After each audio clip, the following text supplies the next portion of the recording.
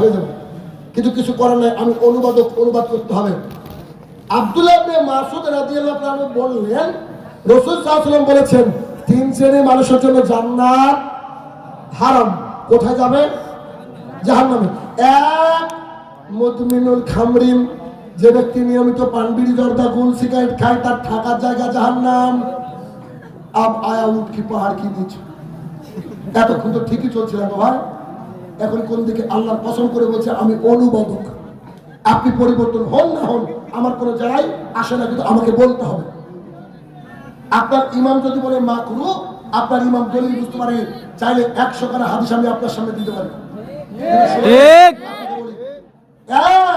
নিয়মিত যারা নেশাদার দ্রব্য পান করে তাদের জন্য জান্নাত হারাম। 2, রাজুলাতাম মিন নিসাই, পুরুষের বেশধারী নারী জান্নাতে যাবে না। যে নারী জিন্সের প্যান্ট পরে, যে নারী চুল কেটে ছোট করে, যে নারী ছেলেদের মতো টি শার্ট পরে, যে নারী ছেলেদের মতো স্যান্ডেল পরে, they will not enter to the paradise, তারা জান্নাতে যাবে না। জান্নাতে তো যাবে না, জান্নাতের বন্ধ করবে। ঠিক। 3, আর দায়ুস লাখ খুলুন জান্নাত, দায়ুস জান্নাতে যাবে না। সাহাবায়ে কেরাম বলেন, আল্লাহ রাসূল দায়ুস কাকে বলে? রাসূল সাল্লাল্লাহু আলাইহি ওয়াসাল্লাম বলেন, আল্লাযী ইকরু ফি আল খাবাস, যার বাড়ির মহিলারা বেপরদা। ঠিক। বলেন এবার কে জান্নাতে যাবে? বলছেন 1% মহিলা বোরকা পরে না। আপনি যদি সারা রাত তাহাজ্জুদ পড়েন, সারা জীবন হজ করেন, তারপরেও যদি আপনার বউ বিটি বেপরদা থাকে, আপনার থাকার জায়গা জাহান্নাম। ঠিক। এখনো ঠিক নাই। সবাই তো মুসলিম না, সবাই আসামি। কে ঠিক বলবে? আসামি তো সবাই। 5 থেকে 600 টাকা লাগে, 700 টাকায় ভালো বোরকা পাওয়া যায়। আপনার স্ত্রী বাড়িতে খালি ব্রা পরে থাকুক, প্যান্টে পরে থাকুক, জিন্সের প্যান্ট পরে থাকুক, খালি গায়ে থাকুক, কোনো অসুবিধা নাই। বাইরে গেলে ওকে বোরকা পরতে হবে। ঠিক। কিছু করার নেই, কারণ ওই মেয়েকে যে দেখবে তার পাপ হবে, পৃথিবীতে যে দেখবে তার পাপ হবে। অতএব আল্লাহ সুবহানাহু ওয়া তাআলা বলেছেন, আরে আমি আশ্চর্য হয়ে যাই, আল্লাহ সুবহানাহু ওয়া তাআলা বলছেন গোটা পৃথিবীটা যে সম্পদ, গোটা পৃথিবীটা সম্পদ। আচ্ছা বলেন তো, আপনাদের কাছের বাজারের নাম কি? ধুবুলিয়া। ধুবুলিয়া। ধুবুলিয়া 1 কাঠা জমির দাম কত? 10 লাখ। কলকাতায় 1 কাঠা জমির দাম 20 লাখ না 50 লাখ? 1 কোটি। কথার কথা। আল্লাহ রাসূল সাল্লাল্লাহু আলাইহি ওয়াসাল্লাম বলছেন গোটা পৃথিবীটা সম্পদ, তার মধ্যে সবচেয়ে দামি সম্পদ হচ্ছে, অন্যতম দামি সম্পদ হচ্ছে আলমারাতুস সালেহা, নেককার বউ। কিসের ধুবুলিয়া, কিসের কলকাতা? আপনার স্ত্রী এত দামি, আর এই স্ত্রী দামি স্ত্রীকে পঞ্চায়েতের সারের মতো ছেড়ে দিয়েছেন। আসলে কিছু গরু ছাগলে যে হিন্দুরা ছেড়ে দেয়, একবার এই ফলের দোকানে মুখ মারে, একবার ওই ফলের দোকানে মুখ মারে, রাস্তায় চলে যায়, ওর কোনো মালিক থাকে না। তাহলে কি এই সন্ধ্যাগার মহিলারা সব কি এরকম পঞ্চায়েতের সার নাকি গো? ঠিক নির্লজ্জ বিহা কাপুরুষ আপনি। মুসলমান মানে সুপুরুষ। আল্লাহ রাসূল সাল্লাল্লাহু আলাইহি ওয়াসাল্লাম বলছেন, ইয়া মাশারা শাবাব মানস্তাতা মিনকুমুল বাস ফালিয়াতাজাওয়াজ, এই যুবকের দল শোনো, তোমার ক্ষমতা থাকলে বিয়ে করো। ক্ষমতা মানে বউকে বোরকা পরাতে হবে। ক্ষমতা মানে বউকে বোরকা পরাতে হবে। যে কোনো বললে আগামী কালকে বউকে বোরকা কিনে দিবেন, বলেন ইনশাআল্লাহ। ইনশাআল্লাহ। সবাই বলেন ইনশাআল্লাহ। কারণ আপনার মেয়েরও উচিত বোরকা পরা। কোনো মেয়ে চায় না তার আব্বা জাহান্নামে যাক। মারা যদি বুঝতে পারে যে আমার আব্বা জাহান্নামে যাবে, তাহাজ্জুদ পড়ার পরে জাহান্নামে যাবে, যদি বোরকা না থাকে, তাহলে নিশ্চয়ই একটা সমাজ পরিবর্তন হতে পারে। সমাজ পরিবর্তন হতে পারে। অতএব মহিলাদেরকে যতক্ষণ না ঢাকবেন, জেনার বাজার যতক্ষণ উন্মুক্ত থাকবে, ততক্ষণ একটা ইসলামিক সমাজ হবে না। কেননা আমাদের চোখের পাপ হচ্ছে চোখ দিয়ে দেখা, অন্তরের জেনা হচ্ছে অন্তর দিয়ে কল্পনা করা। বলেন তো, একটা নারী যদি রাস্তা দিয়ে যায়, আমি যদি দেখি, আমার অন্তরে কল্পনা আসবে না? নিশ্চিত আসবে। আর আসলে জেনা হয়ে যাবে। জেনা যে মহাপাপ, জেনা যে মহাপাপ। অতএব যে কোনো মূল্যে বউ বিটিকে কি করাবেন? বোরকা পরাবেন। তাহলে ইসলামী সমাজ গঠন করার জন্য যে রূপরেখাগুলো দিলাম মনে থাকবে তো? ইনশাআল্লাহ। প্রথমে কি বলেছিলাম? ইলম অর্জন করতে হবে, ইলম সঠিক জায়গা থেকে। তারপরে সালাত আদায় করতে হবে কোরআন এবং সুন্নাহ থেকে। আল্লাহ কোরআনের মধ্যে আল্লাহ তাআলা 82 জায়গায় বলেছেন আকিমিস সালাহ। তারপরে কি করতে হবে? বৌদিকে পর্দা করাতে হবে। তারপরে এই সমাজের বুকে চলার জন্য যে শিরক, তা থেকে দূরে থাকতে হবে, বিজাতীয় কালচার থেকে দূরে থাকতে হবে, আল্লাহ রসুলকে মেনে নিতে হবে যে আল্লাহ রসুল আমার রোল মডেল, আমার রোল মডেল আর পৃথিবীর কেউ না।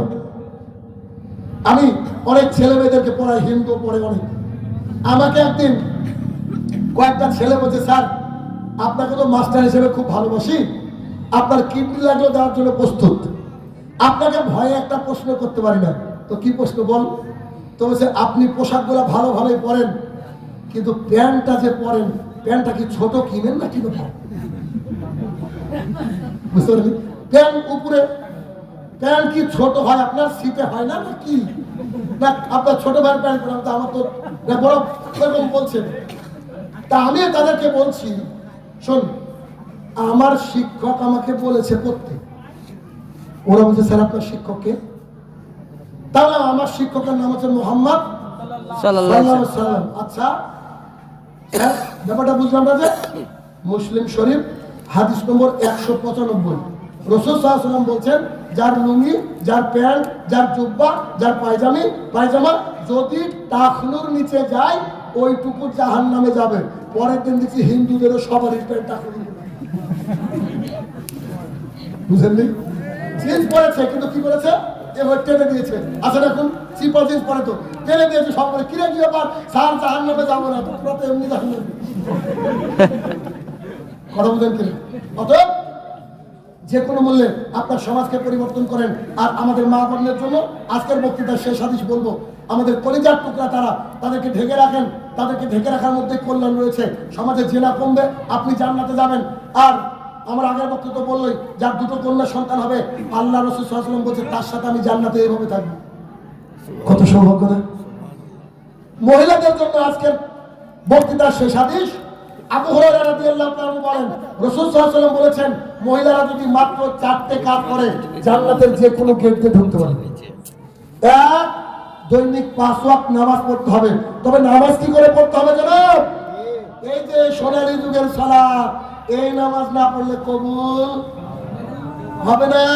পরশুদিন, এখন তো পরশুদিন নাই, কালকে অ্যাডমিট কার্ড আপনার ভাইটা নিয়ে গিয়েছেন, ঢুকতে দিবে? বুঝতে পেরেছেন?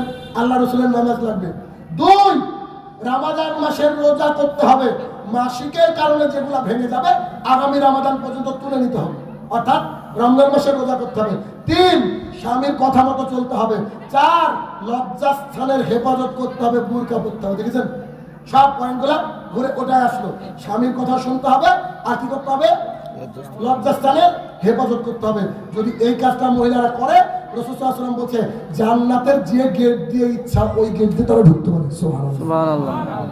অতএব এতক্ষণ যে কথা বললাম, আল্লাহ তুমি এই কথাগুলো মেনে চলার তৌফিক দান করো। আর যেটা বলছিলাম, যে এই দুটো বই আমি মনে করি যে প্রত্যেকের বাড়িতে রাখা দরকার। আপনাদের ভাবেন না যে সাহেব আমার বই বিক্রি করতে এসেছে, ওই যে 16 জন না 15 জন ফ্রি দেবো বললাম না, আমার ব্যাপার। আমি চাই আপনি পরিবর্তন হন। টাকা চায়ের দোকানে বসলে 100 টাকা এমনি উড়ে যায়, যায় কি যায় না? কি গো, এমবি মারতে গেলে প্রচুর টাকা শেষ হয়ে যায়। 250 টাকা দাম বই দুটো, 200 টাকা এখানে আমার থাকবে, গাড়ি পেয়ে যাবেন, একসাথে রাখবেন। আর আমি মনে করি যাদের একটু টাকা পয়সা আছে, যারা দিনটা বুঝেন, তারা একটু বেশি করে নিয়ে দিবেন, দিয়ে মানুষকে হাদিয়া দিবেন। হাদিয়া বুঝেন কি? হাদিয়া বুঝেন না? গিফট দিয়ে দিবেন। হয়তো খালি বিবাহটা অথবা এটা যদি নেন, দুটো আপনি তাকে গিফট দিয়ে দেবেন। এবার এই গিফট দিয়ে দিলে ফলাফল কি? শাহিনুর রহমান যে বক্তৃতা করার সময় টাকা দেখে না, এই দেখেন এই যে বক্তৃতা করলাম, এর ফলাফল কি জানেন? আনাস রাদিয়াল্লাহু আনহু বলেন, রাসূল সাল্লাল্লাহু আলাইহি ওয়াসাল্লাম বলেছেন, তোমার মাধ্যমে যদি একজন মানুষ পরিবর্তন হয়, একজন মানুষ নামাজ ধরে, একজন মানুষ রোজা করে, একজন মানুষ দান করে, একজন মানুষ দাড়িকে রেখে দেয়, একজন মানুষ যদি ভালো কাজ করে, তাহলে ও সারা জীবন যত নেকি করবে, তুমি কপি পেস্ট পাবা। এবার কপি পেস্ট পাবা কেমন? ধরেন এই বইটা আপনি আমাকে গিফট করলেন, আমি নামাজ শুদ্ধ করে নিলাম, আমি আবার স্ত্রীকে দিলাম, সে শুদ্ধ করলো, স্ত্রী তার বাবাকে দিল, সে শুদ্ধ করলো, সে আবার তার নাতিকে দিল, সে শুদ্ধ করলো। এখন আপনার অ্যাকাউন্টে এতগুলো নেকি প্রতিদিন নামাজে। সুবহানাল্লাহ। বুঝতে পারছেন? তো যাদের ইচ্ছা ওটা নিয়ে নেবেন ইনশাআল্লাহ আমার গাড়ি থেকে। অতএব এতক্ষণ যে আলোচনা করলাম, হে আমার প্রতিপালক, প্রত্যেকটা কথার উপরে আমরা যেন আমল করতে পারি। আল্লাহ তুমি সেই তৌফিক দান করো, আল্লাহুম্মা আমিন। হে আমার প্রতিপালক,